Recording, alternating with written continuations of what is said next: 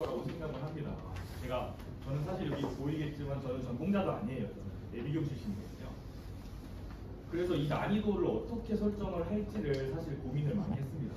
하지만 저희 교육의 취지상 1학년 정도 학생들이 대충 한번 들어볼 법한 그런 주제로 한번 선정을 해서 몇몇 학생들께는 좀 쉬운 난이도일 수도 있겠다는 생각을 합니다. 그럼에도 불구하고 정말 최선을 다해서 준비를 했으니까 너그럽게 잘 이해해 주시면 좋겠고요. 원래는 이런 교육이라는 시스템이 조금 없었습니다. 이번 학기에 처음 진행을 하는 거고, 그러다 보니까 교환도 이제 다 지금 최신이에요. 어제야 이제 마무리가 했거든요. 그러다 보니까 검토도 제대로 안 된 부분들도 있을 것이고 5개념은 아마 없겠지만 그런 부분이 충분히 발생할 여지가 있습니다. 너그럽게 양해를 부탁드립니다. 저희가 이제 시간이 쉬는 시간 포함하면 1시간 반 정도밖에 없기 때문에 조금 이 가치 판단을 해서 여기 앞에 단원은 넘기더라도 이 앞에 단원을 넘기고 싶어요. 그래서 뒤로 넘겨서 우리가 순서를 5단원부터 하겠습니다. 페이지로 13페이지입니다. 그래서 강의 순서는 우리가 가장 어쨌든 Y1에서 가장 중요한 게 기업 분석이랑 가치 평가잖아요. 그래서 5단원을 먼저 중점적으로 진행을 하고 그 다음에 6단원, 7단원이 선물이랑 옵션이에요. 그래서 이것까지 진행을 하고 좀 비밀번호 같은데 그 다음에는 다시 4단원으로 와서 한번 미리 볼게요 지금. 자, 5단원은 여기 가치 평가고 그 다음에 6, 7이 이제 선물이랑 옵션입니다. 이게 다 끝난 다음에는 4단원이 경제지표 총점이라는 게 있어요. 그래서 여러분들께서 아마 CPI, PC, PPI 이 정도로 들어보셨을 것 같은데 그거 말고도 어마어마하게 많은 지표들이 있습니다. 이제 확인해야 될 지표들. 이게 다음 중요 우선순위라고 판단이 돼서 이거를 진행할 겁니다. 그래서 5, 6, 7, 4까지 하고 여기까지만 하는 게 목표고요 사실은. 만약에 시간이 더 남는다면 1단원, 2단원, 3단원에 있는 금리, 환율, 채권 이런 자잘한 얘기들까지 한번 진행하는 걸로 한번 계획을 했습니다. 최소한 5, 6, 7, 4는 1시간 반에 무조건 할 수 있도록 최선 한번 다해보도록 하겠습니다. 네, 그러면 13페이지부터 한번 진행을 해보도록 하겠습니다. 그리고 중간에 저희가 실습을 하나 할 겁니다. 제일 좋은 거는 컴퓨터 켜가지고 엑셀에 해보는 게 제일 좋은데 현실적으로 부담스러우니까 오늘은 그냥 펜이랑 계산기로 한번 노가다를 한번 해보도록 하겠습니다. 우리가 사실 ROA, ROE, PER, PBR 다 알고 있어요. 무슨 개념인지. 어차피 책 보면 다 나오잖아요. 근데 그게 막상 이렇게 써보면 순간적으로 헷갈립니다. 분명히. 그래서 그런 것들을 그냥 한번 오늘은 저도 이제 내 아이폰 어디 갔어? 네, 여기다가 계산기 켜놓고 이렇게 하나하나 쳐가면서 한번 계산을 해볼 테니까 어차피 엑셀에서는 수식대로 넣으면 바로 되는 거잖아요. 그래서 다 같이 이거 한번 해보고 또 상품이 있습니다. 제가 겨울방학에 인도네시아 발리 여행 갔다 왔는데 기념품이 좀 남았어요. 그래서 이제 갖고 왔고 그래서 퀴즈 2개가 이제 깜짝 퀴즈가 있습니다. 그래서 먼저 맞추신 분에게 뭐 앞에 나와서 풀라고 할까요? 네. 그래서 그 분들께 선물도 제공을 해드릴 테니까 한번 잘 해보도록 하겠습니다. 아무튼 와주셔서 너무 감사하고 서론을 길게 하는 이유는 제가 좀 사실 떨려요. 한번 진행하겠습니다. 그래서 수업은 기본적으로는 여기다가 제가 이 태블릿 화면에 판서를 할 거고요. 중간중간에 공간이 부족한 부분이 생긴다면 제가 분필 아니죠. 네, 화이트보드에 태기를 추가적으로 하도록 하겠습니다. 자, 이제 시작하겠습니다. 우리가 먼저 이 재무제표라는 개념을 먼저 이제 아셔야 되는데 대부분이 이제 알 것이라고 생각하지만 다시 한번 복습 차원에서 해보겠습니다. 저는 사실 대학교 1학년 때 회계학으로 처음 들을 때 이게 I인지 어인지가 헷갈리더라고요. 실제로 뭐 이거를 반대로 쓰는 분들도 몇 번 봤어요. 일단 재무에 대한 제 모든 표라는 뜻이죠. 그래서 재무제표인 거고 크게 기업 회계에서는 5가지로 크게 분류할 수 있습니다. 그래서 재무상태표, 포괄손익계산서, 자본변동표, 현금흐름표 이게 4가지가 이제 중심이고 그 다음에 재무제표 주석이라고 해서 이제 부가적으로 달려 있습니다. 그 중에서 우리가 Y번에서 이제 보고서 작성 때 주로 사용하게 될 것은 2번 포괄손익계산서 얘가 제일 중요하겠고요. 그 다음에 중요한 거는 재무상태표 2번, 3번을 좀 중점적으로 오늘 공부해 보도록 하겠습니다. 그 중에서 포괄손익계산서는 이따가 예시를 통해서 하나하나 또 계산해 보는 식으로 한번 연습을 해보도록 하겠습니다. 현금흐름표는 참고로 저희가 DCF라는 방법론이 있어요. 그 방법론에서 사용되는 거고 아마 우리가 리서치 1팀에서 다음 주에 그 DCF 방법론을 설명을 해드릴 겁니다. 신민규 팀장님께서.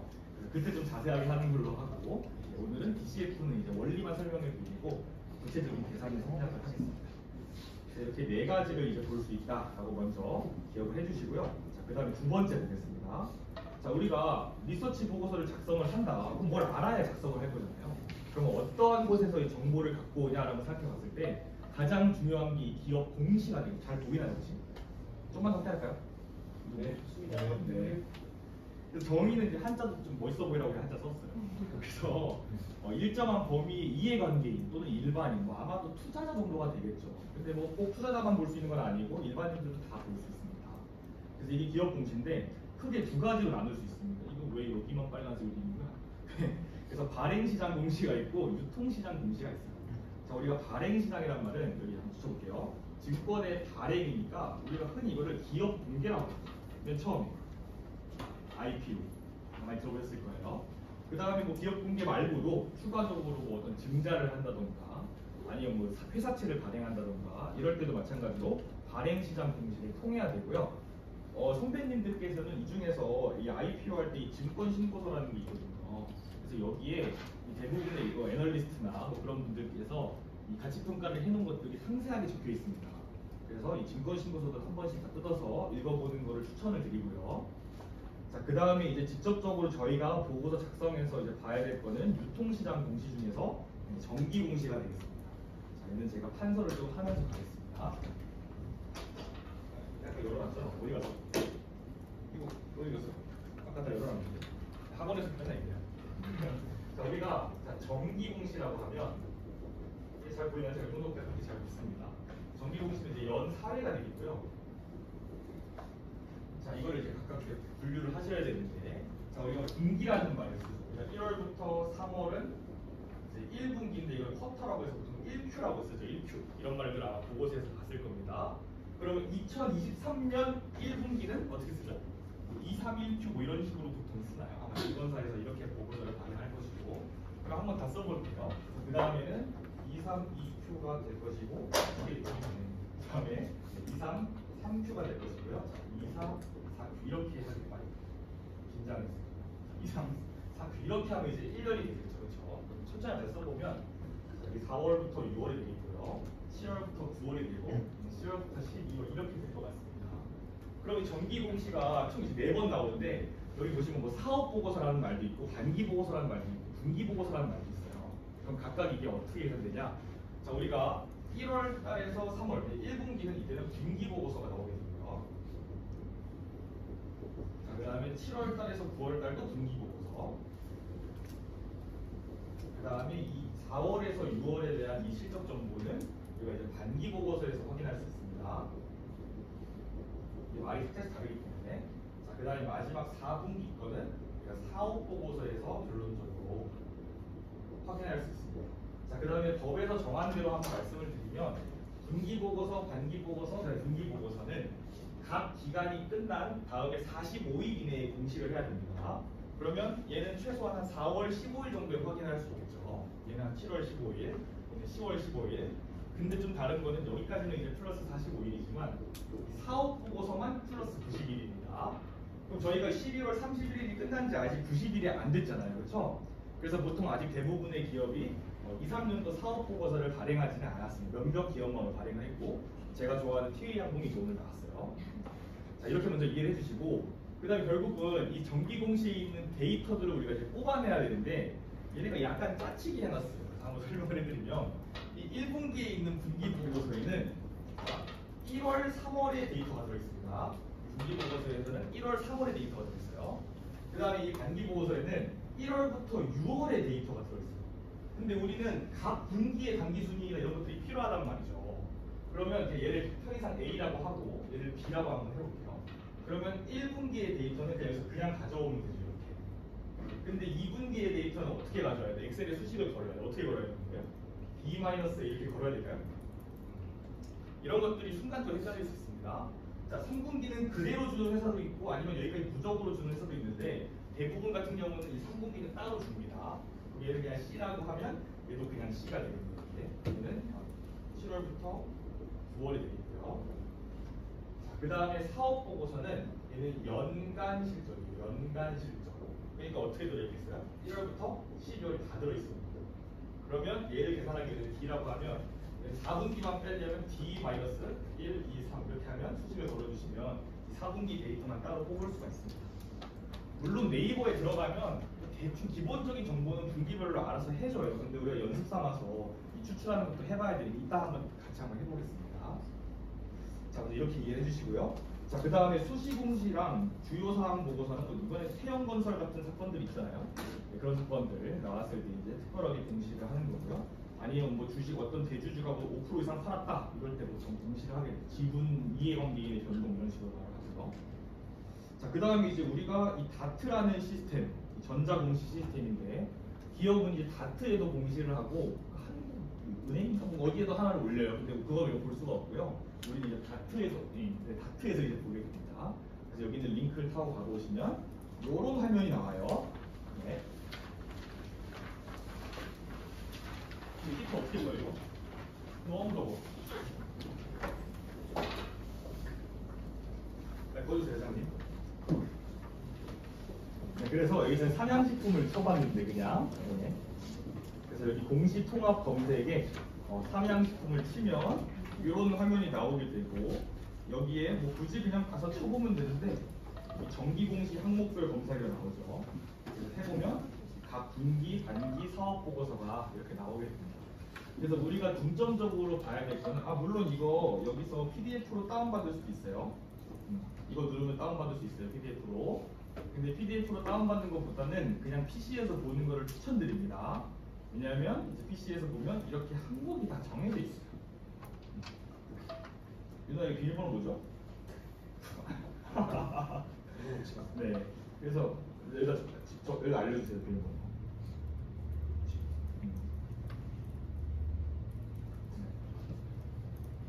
그래서 이제 우리가 어떤 것들을 보통 이제 확인하게 되냐? 여기 있는 첫 번째 이 회사의 개요에서는 이제 우리가 크게 BM이라는 말을 보통 써요. 이건 비즈니스 모델이라는 문제인데 영어는 생략을 하고, 그래서 회사가 기본적으로 어떠한 비즈니스를 영위하고 있는가 이런 거에 대한 설명이 그리고 회사의 개요 뭐 이런 데서 나오고, 여기 사업의 개요, 주요 제품 및 서비스 이런 데서 이 BM 같은 걸 이제 확인해서 우리가 보고서에 녹일 수 있는 거고요. 그 다음에 또 멋있는 말을 써보면 밸류 체인이라는 말도 쓰나요? 이 밸류는 우리가 보통 가치라는 말이잖아요. 그래서 기업이 이 가치를 어떻게 창출하는 구조가 나와 있는지 이런 것들도 대충 확인할 수가 있습니다.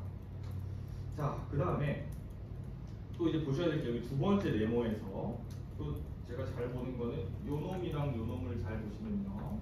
여기서는 이제 제품별 매출이나 뭐 각각 원재료비나 뭐 공장의 가동률이나 뭐 이런 것들을 이제 확인할 수가 있습니다. 그런 데이터를 우리가 전부 다 갖고 와서 밸류에이션을 할 때 참고할 수가 있겠죠. 보통 위험과 뭐 파생거래, 뭐 금융손익 이런 것들은 우리가 보통 플랫 처리를 한다고요. 플랫, 평평하다는 뜻이잖아요. 어차피 우리가 잘 수정할 수가 없으니까 그냥 기존이랑 비슷하겠지. 아니면 뭐 연평균 성장률을 적용한다 이런 식으로 보통 하게 됩니다. 자, 그 다음에 아까 말씀드렸던 우리 재무제표라는 말을 이 3번 재무에 관한 사항에서 이제 볼 수 있습니다. 조금 차이가 있는 것은 여기 연결이라는 말이 있고 여기는 그냥 이렇게 비어 있어요. 그럼 어떤 차이일까 한번 해보면 여기는 보통 이제 별도라는 말을 쓰거든요. 빠져있는 얘는 연결이죠. 그래서 이제 연결 재무제표는 우리가 그냥 흔히 뭐 자회사나 종속회사 뭐 이런 거의 매출을 다 포함한 보고서라고 생각을 하시면 되겠습니다. 예를 들어서 뭐 삼양식품이라고 한다면 제가 이 기업을 잘 모르지만 뭐 밑에 짜잘한 자회사들을 갖고 있을 것 같아요. 그 매출들이 전부 다 포함된 게 연결 재무제표가 되겠고 딱 그 삼양식품만 보는 게 그러니까 별도 재무제표가 되겠습니다. 보통 대부분 밸류에이션 할 때는 연결 재무제표를 기준으로 밸류에이션 하게 됩니다. 사실은 볼 필요 없어요. 물론 봐야겠지만 저는 회계학 전공자는 아니어서 정확하게 잘 모르거든요. 네, 보통 저는 연결 재무제표에서 연결 재무상태표, 그 다음에 연결 포괄소득 계산서 이 정도만 보면 Y1 활동에 크게 무리가 없었던 것 같습니다. 비즈니스 팀장으로서. 자, 그 다음에 또 하나 보면 재밌는 게 이게 배당에 관한 사항, 이거 하나 볼까요? 우리가 지금 막 배당락 시즌이다 이런 말을 하잖아요. 그래서 보통 주식 갖고 있으면 좀 좋은 기업들은 뭐 한 3%씩 이제 배당을 주는데, 물론 제가 좋아하는 주식에는 배당을 주는 주식이 단 한 개도 없습니다만, 그래서 여기서 뭐 배당 수익률 뭐 이런 거 가지고 뭐 배당 성장 모형 이런 거 추정해가지고 밸류에이션하는 방법도 있습니다. 근데 아마 Y1에서는 그 정도로는 쓰지는 않을 것 같아요.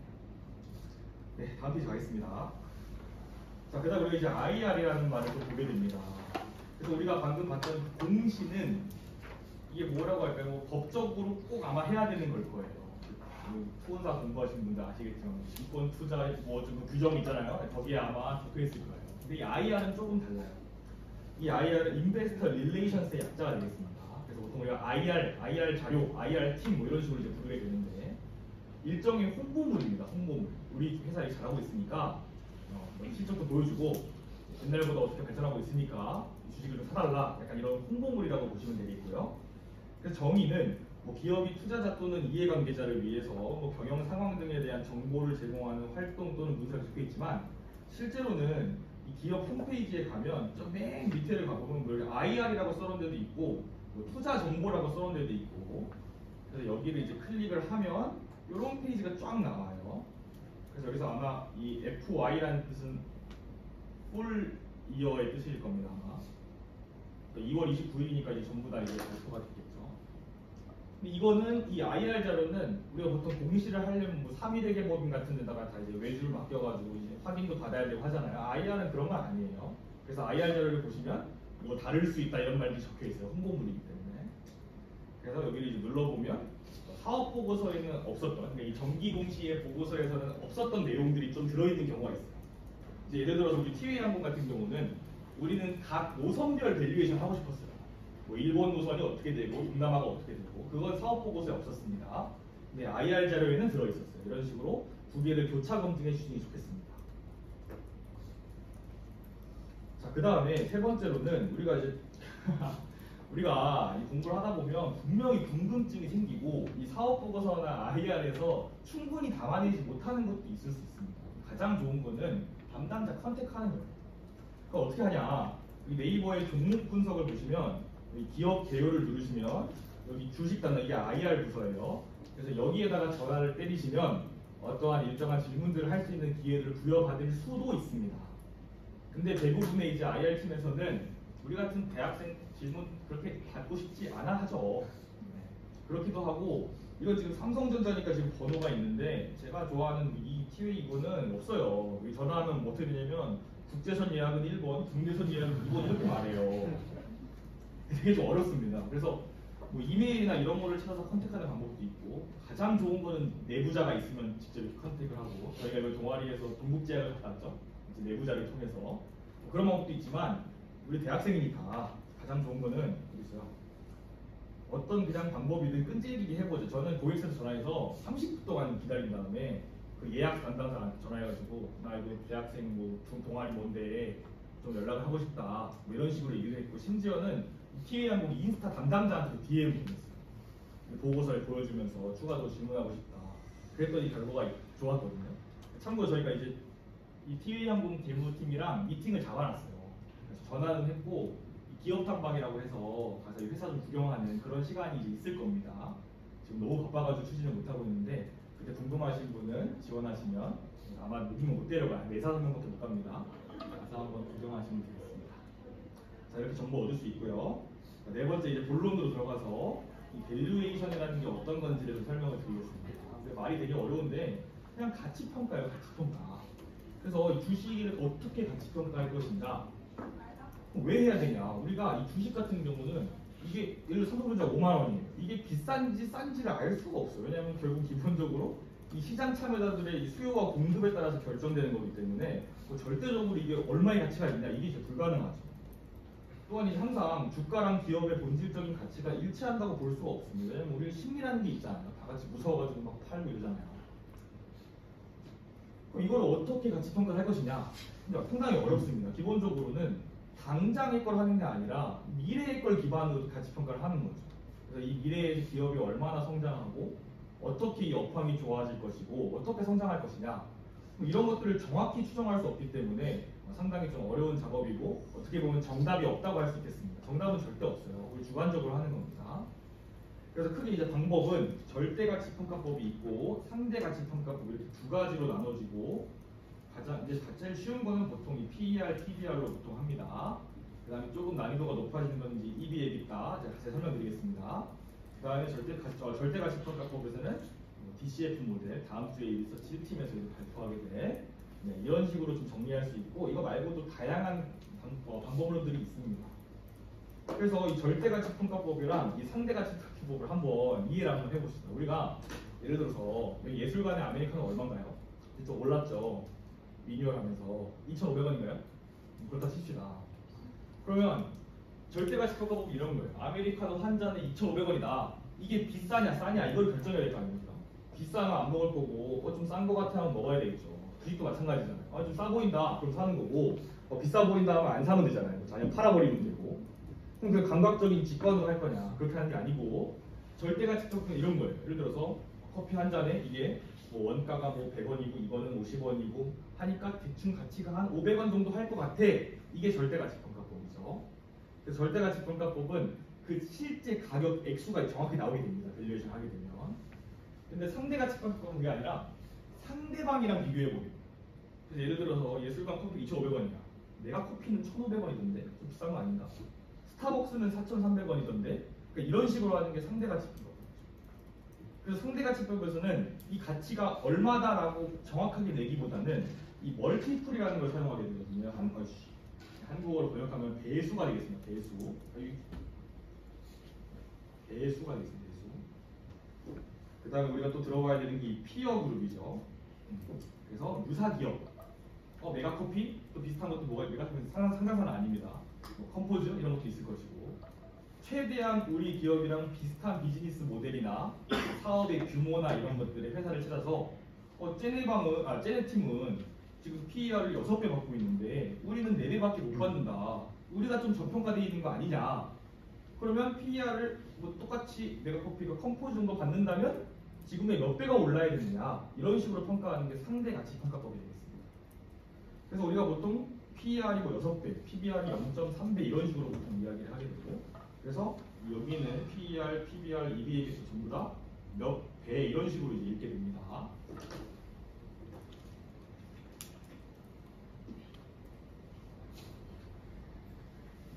자세한 거, 뭐 주가 수익 비율 이런 것들은 조금 이따가 자세하게 조금 말씀드리도록 하고요. 다음 페이지 넘기겠습니다.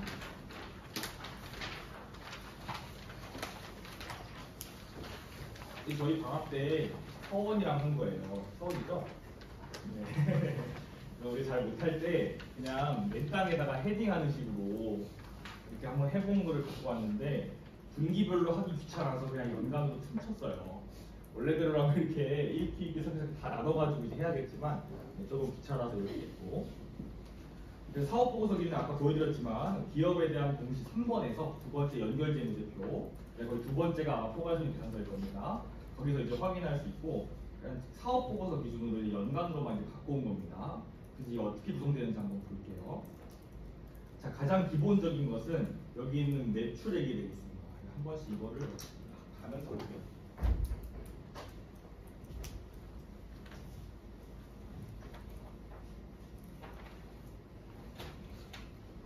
이 기업마다 뭐 매출액이라고 쓰는 데도 있고 뭐 영업 수익이라고 쓰는 데 약간 다른데 정석적인 방법으로 먼저 한번 해보도록 하겠습니다. 그래서 가장 먼저 나오는 게 매출액. 한번 따라 써보세요, 여러분. 자, 그 다음에 매출액은 그래도 커피 1,000만원어치 팔았어. 전부 다 내게 아니죠. 원가가 있을 겁니다. 그래서 마이너스 매출 원가. 이렇게 먼저 빼줘야겠죠. 얘를 한번 써보면 자, 이 매출액을 A라고 하고요. 매출 원가를 B라고 합시다. 내가 1,000만원 팔았는데 원가가 500만원이야. 그러면 50% 남은 거죠. 이거를 그 다음 페이지 오른쪽에 있는데 GPA라고 하는 그로스 프로핏 마진의 약자고요. 매출 총이익을 매출액으로 나누는 계산이 되겠습니다. 한번 나눠 해보시면 똑같이 써볼게요. 그러면 분모는 제일 큰 놈이 들어. 얘가 제일 큰 거죠, 그렇죠? A분의 B를 하면 얘가 GPA가 되고 얘는 당연히 퍼센트로 곱하기 대괄하면 되죠. 자, 이렇게 확인할 수 있고요. 자, 그래서 매출액이랑 매출액에서 매출 원가를 빼면 얘가 이제 매출 총이익이 됩니다. 매출 총이익. 근데 이거 생략하는 경우도 많아요. 여기는. 다음에 보면 네, 자, 매출 총이익이 되고 일단 큼직하게 보겠습니다. 자, 그 다음에 여기서 우리가 이제 판매비와 관리비라는 거를 또 빼야 되는데 첫 번째로 들어올 수 있는 질문이 이거예요. 매출 원가는 뭐고 판매비와 관리비는 뭐냐? 우리가 이제 제일 많이 보통 이제 판관비라고 이렇게 들었을 거예요 아마. 그럼 잘 보시면 그냥 이거만 보여드릴게요. 여기 종업원 규모가 여기 매출 여기 자세히 보시면 여기 이렇게 한 칸 들여쓰기가 돼 있어요. 제가 좀 더 보여드리기 위해서 좀 큼직하게 들여쓰기 했어야 되는 좀 실수가 있었습니다만. 그래서 매출 원가 안에도 종업원 급여가 들어가 있고 여기 판관비 안에도 종업원 급여가 들어가 있어요. 어떤 차이가 있을까 생각해 보시면 예를 들어서 이 아이폰 만드는 공장이라고 한번 해봅시다. 그럼 여기 아이폰에 진짜로 원가가 있을 거예요. 뭐 아마 반도체도 들어갈 것이고 액정값도 들어갈 것이고 그거를 만드는 종업원 급여는 매출 원가예요. 이 제품의 본질이랑 관련된 거죠. 근데 반면에 이거 아이폰 광고하는 사람도 있을 거예요. 뭐 광고비도 써야 되고 광고 모델 뭐 촬영하는 그런 비용도 있을 것이고 그런 것들은 판관비에 들어가는 겁니다. 그래서 같은 항목이더라도 이렇게 매출 원가 쪽이랑 판관비 쪽이 다르게 인식될 수 있음을 유의해야 돼요. 좀 미리 말씀드리는데 다음 페이지 보시면 여기 8번을 보시면요. 여기 써놨거든요. 같은 항목이라도 매출 원가랑 판관비에 나누어져서 인식될 수 있습니다. 그래서 실제로 이 보고서를 보시면 여기 19번에 비용의 성격별 분류라는 페이지가 있어요. 캡처를 제가 못했는데 여기 이 비용의 성격별 분류는 모든 비용이 다 들어가 있는 거예요. 영업비, 여기는 영업 매출 원가에서도 이것도 비용이죠. 나오니까 판관비를 써보고 그래서 이 매출 원가랑 판관비가 이 19번 항목에는 포함되어 있습니다. 근데 이 18번에 예를 들어 18번에는 이 판관비에서는 따로 판관비만 빼줘요. 그럼 이게 약간의 수식을 통해서 매출 원가를 추정할 수 있겠죠. 저는 보통 이렇게 합니다. 미리 말씀드리고요. 자, 그 다음에 여기서 자, 판관비를 빼면 우리가 중요한 OPM이라는 말을 많이 들어보셨을 텐데 자, 그래서 판관비까지 빼면 이거 이제 영업이익이 되죠. 그래서 얘를 C라고 한번 표현해보면요. 항상 분모는 A예요. 매출의 가장 큰 거.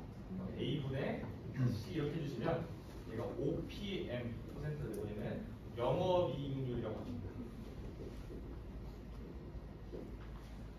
1000만 원 팔았는데 판관비 빼고 매출원가 뺐더니 200만 원 나왔어. 영업이익 얼마예요? 20%죠, 그렇죠? 그래서 우리가 이번에 BHC 가격을 올렸잖아요. 걔네가 욕을 먹는 이유가 이 영업이익률이 지나치게 높아요. 교촌치킨이나 피어그룹이라고 해서 본다면 교촌치킨은 3~4%밖에 안 되거든요. 걔네는 연구비로 많이 쓴대요. 제가 정확히 잘 모르지만. 근데 이제 BHC 30%가 나버리는 거죠. 근데 심지어 우리가 수익을 프랜차이즈 점장도 가져가야 되고 본사도 가져가야 되는데 점장 떼어준 거를 빼고 본사가 30% 말도 안 되는 거 아닌가요? 네, 그래서 이 욕을 좀 먹고 있죠. 저는 최근 6개월 동안 먹은 적이 없습니다만 BHC 참 좋아했는데 세조각 먹으면 물리잖아요, 그렇죠? 근데 친구가 없어가지고 같이 먹을 사람이 없어요. 혼자 25,000원 내기 좀 부담스럽고.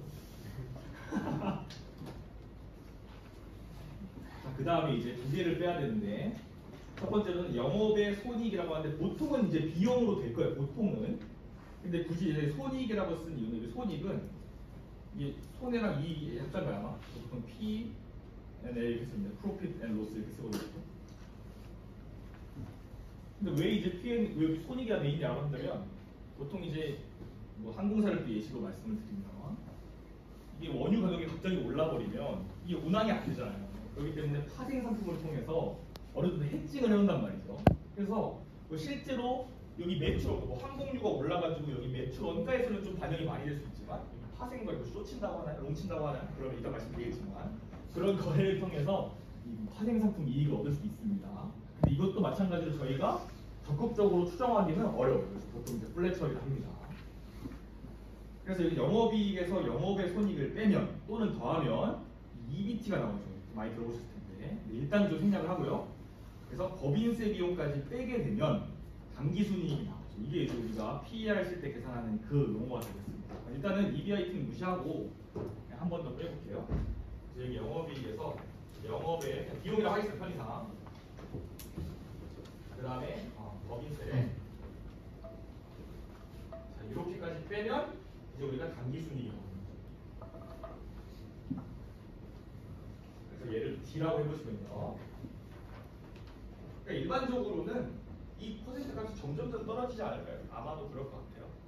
근데 이제 우리가 어제 했던 셀바 지우처럼 했는데 셀바스 AI인가? 그 주식은 이 법인세를 환급받더라고요. 뭐 그럴 수 있습니다. 잘 모르겠지만요. 그래서 이렇게 해보면 A분의 D를 나타내보시면 얘는 NPM이라고 넷 키워주죠. 넷. 보통 순이익할 때 넷이라는 말 쓰잖아요. NPM이라고 까먹었어요. 순이익률이네요. 네, 이렇게 해서 기본적으로 포괄손익계산서는 계산되어 있고, 그래서 우리는 일단 가장 먼저 해야 될 작업은 이게 뭐 FM가이드나 이런 프로그램을 쓰면 뭐 코딩을 통해서 하면 이게 자동으로 부탁이 엑셀링이 되는 뭐 그런 프로그램이 있다고는 알고 있고, 저도 뭐 애비둥 출신이니까 판단할 수 있을 것 같아요. 하지만 우리 와이번에서는 일단 그 아까 다트에 있는 공시자료를 보고 엑셀링이 이렇게 옮겨 적는 것부터 시작입니다. 이게 어려워요. 쉽지 않습니다. 그래서 여러분께서 이걸 먼저 연습을 좀 해주시고, 그 다음에는 뭐 여기 2, 3년도 있을 거고 2, 4년도 있을 건데 잘라서 왔는데 여기에서 이 값들에 어떻게 들어갈 것인지를 먼저 추정하는 것이 밸류에이션 기본이 되겠습니다. 그럼 우리가 이미 나와 있는 지표로 계산하는 것은 누구나 할 수 있는 거지만 여기 이 x값이 어떻게 들어갈지는 이제 우리의 가치관에 따라 달려있는 거죠. 그래서 밸류에이션이 주관적인 겁니다. 자, 다음 페이지 가겠습니다. 여기 한번 참고로 읽어주시고요. 제가 지금 1번, 2번, 3번, 그 다음에 7번, 8번까지는 설명을 드렸고, 그 다음에 EBT, EBIT, EBIT까지 있는데 간단하게 설명드리면, 자, 일단 EBT는 법인세 비용 차감 전 순이익입니다. 이건 earning before tax예요. 그럼 어디까지 끊으면 될까요? 아까 우리가 여기죠, 여기. 영업이익에서 영업의 손익 빼면 EBT가 나오는 거죠. 이렇게 먼저 볼 수 있고, 그 다음에 여기 이제 영어를 보시면 돼요. 여기 이제 I가 하나 들어가고요. 여기 이제 DA가 더 들어가요. I는 interest예요. 이자 비용 더해준 게 이제 EBIT가 되겠고요. DA는 이건 내 감가상각이라는 뜻입니다. 그래서 여기에 감가상각까지 더해주면 이제 EBITDA가 나오게 돼요. 제가 회계학 전공자가 아니어서 왜 굳이 이렇게 쓰는지는 정확하게 잘 모르겠습니다. 그래서 참고를 좀 해주시고요. 자, 퀴즈 첫 번째 있습니다. 자, 주식회사 Y번은 자, 매출원가 500원짜리 경제 자료집을 1,000원에 200건 판매했답니다. 근데 이 종업원들이 너무 열심히 하니까 급여를 안 줬어요. 저도 급여 하나도 못 받았습니다. 근데 이제 회장이 경료비로 종업원, 야, 회식 한번 해. 3만원 줬고, 그 다음에 이제 대출 받았거든요. 이제. 그래서 이자 비용 2만원, 그 다음에 법인세 비용 10,000원을 지출했다고 했을 때 GPM, OPM, NPM인데 그냥 우리 OPM 하나 아무도 안 했어요. OPM이랑 영업이익 가능해준 거 퇴학당한 거 아니야? 한 학기 남았는데. 네. 그래서 가장 먼저 구하신 분에게 상품을 드리겠습니다. 재학생을 하지 맙시다. 신입보험 합시다. 그냥 하면 돼요. 아무것도 아니라. 이게 제가 항공사를 5년 해보니까 무조건 교재를 구성할 때 이렇게 문제를 한두 개씩 넣어놔야 하는데 힘들어서 못해요. 한 1분 쉬겠습니다.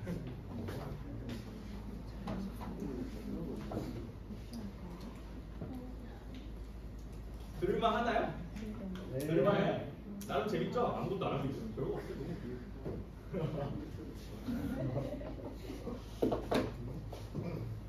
이거 녹화되고 있나요 지금? 네. 내 유튜브 채널에 올릴게. 네. 자, 다 푸신 분 틀려도 드리겠습니다. 이거 풀려서 정확히 말씀해주시면.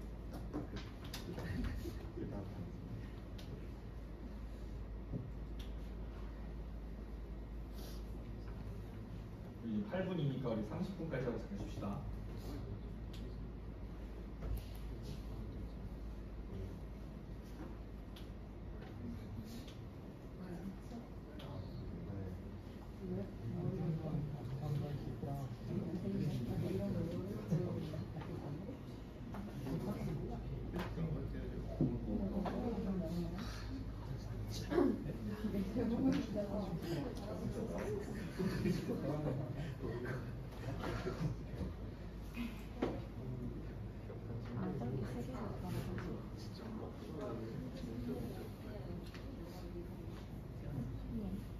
얼마 보면 되는 거죠?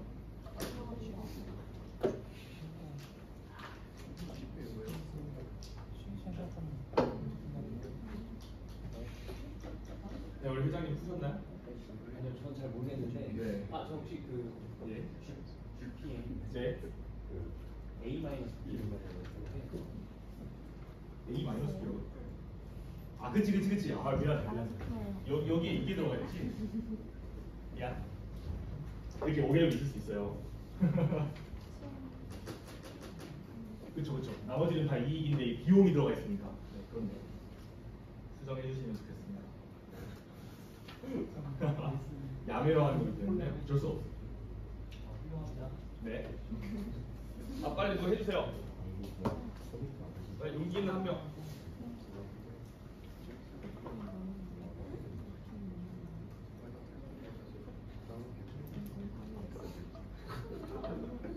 네. 네. 한 번만 알려주세요. 답 말고. OPM은 일단 네, OPM이랑 영업이익 단순히 맞습니다. OPM은 네. OPM은 영업이익률로 이제 영업이익이 매출 총이익 빼기 판관비인데 이자 비용이랑 법인세 비용, 판매 관리비는 종합은 식사비만 포함되어 있고 이게 3만 원이죠. 네, 그렇죠. 이게 종업원 시설이 포함된 거죠. 판관비. 네, 그리고 매출 원가는 매출액이 1,000원에 200건을 판매했기 때문에 20만 원. 매출액이 20만 원. 네. 매출 원가는 각 매출 원가가 500원이기 때문에 10만 원 네, 나오고 10만 원. 법인세 비용에는 이자 비용도 포함해서 3만 원 잡고 있어요. 아, 정확히는 이제 이거 밑에 들어가고 여기 네. 영업의 손이 들어가야 됩니다. 여기에 2만 원. 네, 여기에 만 원. 네. 해보면 어떻게 나와요? 그러면 PM이 48.5%, MPM이 48점. 그래, 맞아요? 나 딱 맞게 만드는 것 같은데. 그래요? 네. 그 다음 OPM 48.5%. MPM이 33.5% 나왔고 맞나요? 알려주세요. 나 몰라. 해보면 그때 영업이익이 얼마가 나오죠? 영업이익이 여기까지 하면 영업이익 아닌가요? 네. 그쵸? 영업이익이? 아, 97? 그만 7천 원. 7만 원? 아니 7만 원? 공을 잘못 붙였던 거. 나름 딱 맞췄어요. 영업이익 7만 원이죠? 네. 맞죠?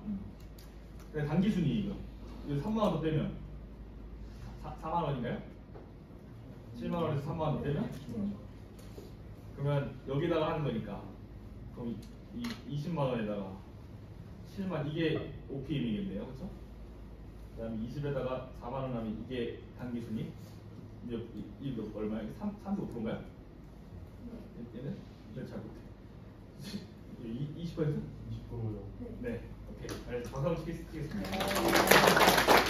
아, 이거 문제 생략해야겠다. 헷갈리네. 자, 빨리 가겠습니다. 이제 추정 과정은 이제 이따가 드릴게요, 쉬는 시간에. 자, 그래서 포괄 손익 계산서의 추정 과정은 기본적으로 이제 PQ, 이게 매출액이 되죠. 그 다음에 이제 비용을 뺀 C, 이 논리로 이제 기본적으로 시작을 하게 되고, 이제 많이 나오는 용어들이 있습니다. 첫 번째는 이 CAGR이라는 용어가 있어요. CAGR. 연평균 성장률이라는 뜻입니다. 잘 쓰고, 보통 이제 밸류가 잘 모르겠으면 그냥 우리가 흔히 이 업계 사람들에서는 그냥 CAGR 때리자 이렇게 말하죠. 자, 그 다음에 뭐 거시경제 변동, 이따 TV에 보겠습니다만은 뭐 환율, 금리, 유가 싹 다 영향받아 아주 바보 같은 주식이거든요. 그런 것도 보셔야 되고, 그다음에 보통 캐파 증설 이렇게 말하는 캐패시티 약자예요. 용량이죠, 영어로 하면. 그래서 어떤 뭐 공장을 뭐 증설한다 이런 거 좀 투자 포인트를 잡아서 반영하면 좋겠고요. 그다음에 저는 이 신규 채용도 보는데 예를 들어서 뭐 갑자기 뭐 대규모 공채를 한다, 그럼 우리 종업원 비용 충분히 증가할 수 있다고 이제 가정할 수 있죠. 이런 것들도 참고해서 추정하시면 되겠고요. 이 변동비, 고정비는 제가 잘 모르는 거예요. 참고해 주시고요. 그다음에 연구자의 주관이 들어갈 수밖에 없으므로 무조건 방어 가능한 논리를 갖춰야 되고, 만약에 그러지 못한다면 우리 부원들께서 냉정한 질문 세례를 받게 되겠죠. 자, 지금부터 이제 하이라이트인데, 자, 주요 용어들이랑 자, 재무 분석 지표들을 이제 볼 건데, 제 목표는 여기 제가 지금 네모 박스 쳐놓은 이 지표들 있죠, 이거 다 손으로 계산해서 한번 나와보는 게 목표가 되겠습니다, 오늘. 그래서 일단은 개념을 먼저 설명드리고, 그 다음 우리 계산을 가지고 한 땀 한 땀 한번 써보도록 하겠습니다. 자, 이게 그냥 제 편의상 네이버 주식에서 그냥 캡처해 왔는데 이게 어제 캡처한 엊그제인가요? 19일이네요. 화요일 날 캡처한 건데 지금보다 조금 몰랐을 것 같긴 한데요. 그래서 우리가 당일 종가입니다. 이 종가. 이 끝나고 우리가 장이 보통 3시 30분에 끝나잖아요. 3시 20분부터는 단일가 거래하고 사실상 못하고 3시 30분부터 끝나고 여기도 보시면 장마감이라고 써있죠. 3시 30분 이후에 이제 캡처를 하게 되겠습니다. 그래서 얘가 이제 가격이 되겠고요. 뭐 3.09% 빠진 거죠. 그 당일 전날에 비해서. 그 다음에 여기 있는 보면 시가총액, 상장 주식수, 액면가 이런 말들도 있고 아마 액면가도 개념이 헷갈리시는 분들이 분명히 있을 것 같은데 자, 그 다음에 뭐 PER, EPS, PBR, BPS 이 정도만 알면 훌륭하다고 생각이 듭니다. 저도 잘 헷갈려서 오늘 이거 들어오기 전에 전 수업 들으면서 계속 혼자 이렇게 해봤거든요. 잘 할 수 있을지 모르겠다만 네, 그래서 이런 것들을 한번 계산해 보는 게 이제 목표가 되겠고 먼저 이 시가총액이라는 말부터 설명을 드리겠습니다. 자, 우리가 시가총액은 여기까지 이렇게 떼서 불러요. 보통 마켓캡이라고 그러잖아요. 들어보셨을 거예요. 마켓캡이라고 부르고 캐피탈리제이션 이렇게까지는 안 말하는 거죠. 그래서 이 시가총액의 개념은 이 주당 가격 보통 단일 종가로 하고요. 그 다음에 총 발행 주식수를 이제 곱하기 합니다. 이것도 어떤 데서는 유통 주식수만 보는 것 같죠. 근데 일단 우리나라에서는 이 총 발행 주식수를 보게 됩니다. 그럼 총 발행 주식수는 어디서 보냐라고 하면 네이버에 써 있어요. 여기 있어요. 상장 주식수 7533015주가 되겠네요. 그럼 이 수치를 우리는 어디서 확인할 수 있냐를 보시면 아까 우리 그 사업 보고서 있잖아요. 여기 첫 번째 주식의 총수를 들어가 보시면 저만 갔다 올게요. 여기 있습니다. 여기 첫 번째 회사의 개요에 여기 있어요. 주식의 총수. 그래서 여기를 딱 눌러 보시면 여기 발행할 주식의 총수부터 해서 결론적으로는 지금 발행된 주식의 총수가 여기 있죠. 이 숫자랑 아마 같은 숫자가 될 것입니다. 처음 공부하실 때는 이런 것들 다 하나하나 확인해 가면서 해보시는 것을 추천을 드리고요. 그리고 제가 이게 삼양식품 예시를 갖고 온 거는 주식 이 총수가 안 바뀌어서 갖고 온 거예요. 근데 많은 기업들이 이거 유상증자라고 들어보셨죠? 돈 부족하면 유상증자하고 실적 잘 나오면 지들끼리 갖고 먹는 게 이제 한국 주식인데 증자 또는 감자를 할 수도 있고요. 아니면 액면분할 할 수도 있고요. 액면 병합할 수도 있고요. CB는 전환사채가 되겠습니다. 이따 설명드릴게요. BW는 신주 인수권부 사채죠. 그래서 이런 것들을 통해서는 주식의 총수가 달라질 수 있습니다. 그럼 복잡해져요. 일단 저희가 이제 오늘 할 공부는 발행 주식의 총수가 1년간 변화가 없는 기업을 대상으로 이제 갖고 왔습니다. 그래서 엄밀하게 볼 때는 이 네이버에 있는 이것만 믿으면 안 됩니다. 그래서 각 분기별로 들어가서 이 주식의 총수가 어떻게 변화하고 있는지 확인하시는 게 조금 필요할 거라고 판단이 들고요. 그래서 시가총액은 총 발행 주식수 곱하기 단일 종가가 이렇게 한번 계산해 볼게요. 그러면 어떻게 계산하면 될까요? 191200 곱하기 753302로 하면 될까요? 자, 한번 해봅시다. 그래서 여기 있는 네이버에 있는 이 시가총액 1조 4,400 이게 나오나 한번 봅시다. 사실은 제가 1시간 전에 다 해봤어요. 자, 191200 곱하기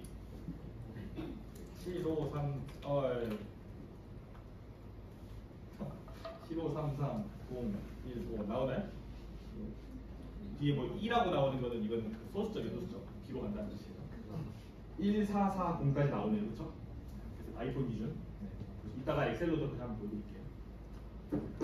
이렇게 볼 수 있고 하나 했습니다. 이제.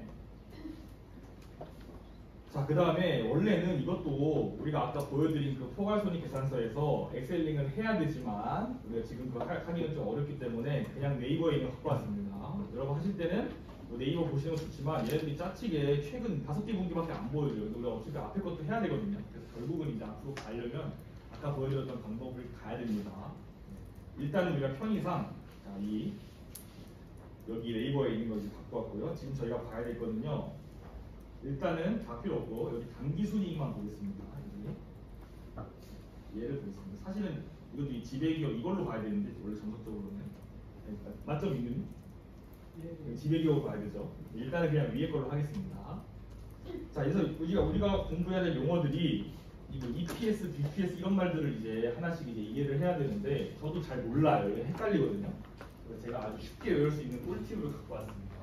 이것까지 하고 잠깐 쉬었다가 엑셀에다 이렇게 해보는 걸로 하겠습니다. 자, 그럼 이지 역세수라고 제가 예시 문제를 갖고 왔는데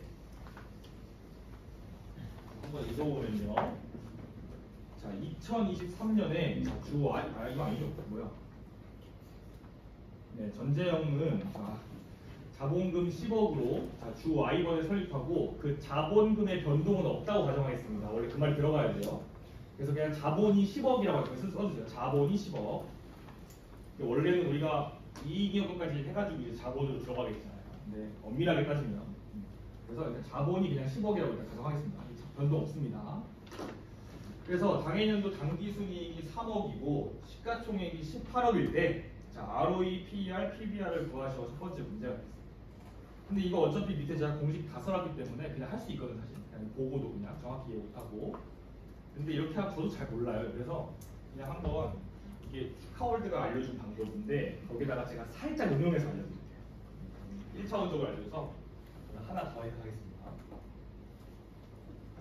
그 슈카월드는 삼각형으로 했는데 저는 조금 표절을 해서 원으로 할게요. 아마 보신 분들도 있을 겁니다. 그래서 전재형이 자본금이 얼마죠? 지금 자본이 얼마예요? 전재형 10억이요. 네, 밑에다가 필기해주세요. 자, 자본이 얼마입니까? 자, 10억이죠. 여기 왼쪽에 자본. 보신 분들 있을 거예요. 그 다음에 이 자본금 10억으로 얼마를 벌었죠 지금?